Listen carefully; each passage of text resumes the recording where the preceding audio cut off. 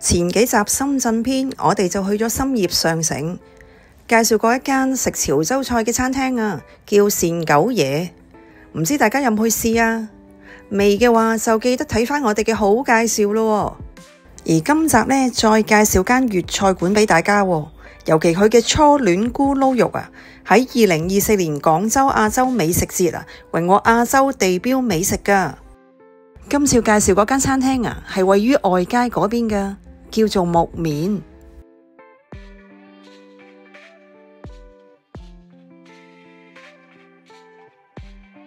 一入門口啊，四周都好有園林嘅感覺啊，地方都好大，好寬敞噶。全店都係以綠色為主，裝修都好靚。而左右兩邊啊，都好多卡位噶，卡位之間呢都好闊落。而再行入啲呢，仲有好多張圓台，多人嚟食啊，都冇問題噶。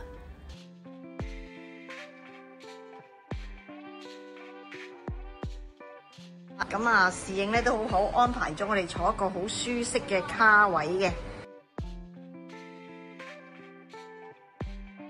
我哋正話睇完餐牌啦，但係呢必食嘅呢梗係團購最抵啦。咁我哋呢就見到今日呢做緊呢個195有2個餐嘅，我哋睇睇掃上去睇睇先，就有 A 餐同埋 B 餐嘅。咁我哋再睇下 A 餐有啲咩 ？A 餐呢就有啲番茄啦，有個雞啦，係啦，咁亦都有正話講嘅初戀咕嚕肉必食噶啦。咁同埋呢有個菜心。而 B 餐呢，我哋又睇下有個呢個嘅木瓜啦，亦都有個牛舌啦，有個勝瓜炒呢個爽肉啦，同埋菜心嘅。咁再掃下先。咁啊，仲有一啲嘅果汁類啦，係啦，可以重複揀喎。咁啊，包咗茶位同埋有2碗白飯添。好啦，咁啊話咁快呢，我哋嘅套餐就到咗啦。咁啊介紹翻啦，我哋呢個2人套餐有呢個嘅初戀咕嚕肉啦。咁呢個原先呢就係田雞嚟嘅，咁我哋唔食嘅。咁好彩呢，店長呢都幫我哋呢轉咗呢個嘅勝瓜粉絲蝦嘅。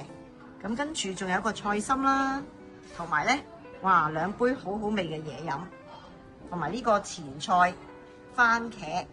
咁最緊要咧，當然唔少得呢一杯咁好食嘅，呢碗咁好食嘅白米飯啦。咁咧，店長咧就為我哋咧，仲送咗咧，認得我哋啊，送咗呢個咧叉燒包，好大個啊！哇，仲大過我嘅拳頭啊！呢個醋番茄咧，哇睇睇，咁咧就我都唔係好捨得食啊，賣相好靚，咁啊食下先。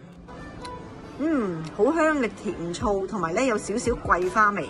咁啊，作為餐前食物咧就非常之好啦。試下呢一個嘅初戀咕嚕肉先。咁啊，睇下個賣相亦都非常之吸引啦。嗰啲咕嚕肉咧就仲係一粒一粒圓碌碌嘅。咁我哋咧之前咧都食過嘅。咁啊皮咧就好脆，而裏邊咧就好有質感嘅。嗰啲肉質咧就係好 juicy 嘅。咁而呢個蘋果咧，大家估下係咩嚟嘅？咁啊，麻煩我哋嘅拍檔咧，幫你整開佢啦。咁咧就要敲碎佢嘅呢個蘋果，個造型咧都係非常之好嘅。係啦，我哋輕輕將佢敲碎佢，裏邊就係一啲蘋果餃嘅蓉啊。咁咧仲有啲蘋果肉嘅。咁咧我哋就可以點啲咕嚕肉嚟食，咁啊更加咧清新啦。好啦，咁啊，我哋而家咧試下呢個咕嚕肉啦，非常之大嚿啊！咁啊，點下呢個汁，呢個汁咧都非常之酸酸甜甜，試下味道先。哇！一啖咬落去，嗱，大家都見到啦，個皮咧就有少少脆啦。咁佢嘅咕嚕肉咧就係同我哋港式有啲唔同嘅，咁啊全部都冇骨嘅，咁啊〜好鮮甜啊，肉汁好嫩滑。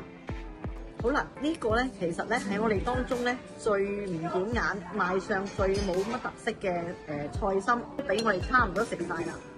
咁咧佢都有啲胡椒味啦，同埋咧係有少少薑絲喺度嘅，咁啊非常之清新嚇，同埋好有菜味。咁啊，又唔會太腍，亦都唔會太硬啦。咁啊，所以咧，我哋都會清埋佢嘅。好，咁我哋睇下呢啲飯咧，粒粒都好分明嘅，而且咧好有飯味啊。咁啊，個質感咧好軟熟嘅。咁啊，我每次都食晒嘅。好啦，食到半路中途咧，大家其實都好飽啦。不過咧，店長咧就話呢個酥皮嘅叉燒包咧要熱食先會脆嘅。咁所以咧，我哋就而家要試一試佢。真係喎，啲皮咧都甩咗出嚟啦。我哋見到咧都好多肉汁。好，而家試下我冇食先。好，呢個我嘅酥皮叉燒包咧，因為我哋顧住食其他嘢咧，而家食咧真係凍咗，所以咧個皮已經唔脆啦，好傷心啊！但係咧裏邊咧就會見到有一啲嘅梅菜啦。同埋咧有啲嘅叉燒喺度，咁啊非常之好味。當你食到咁上下，又見到咧阿副經理咧行埋嚟，阿副店長行埋嚟，就送我哋一盒呢個嘅雪耳，同埋呢個嘅呢個叫做咩咧？杞子木瓜嘅糖水，非常之好味，清熱，好滋潤，又唔甜。要俾個讚先。喜歡今集嘅話，記得讚好、留言同埋將條片分享俾其他朋友啊！而仍未訂閱嘅話，就快啲嚟訂閱美魔女遊天下啦！拜拜。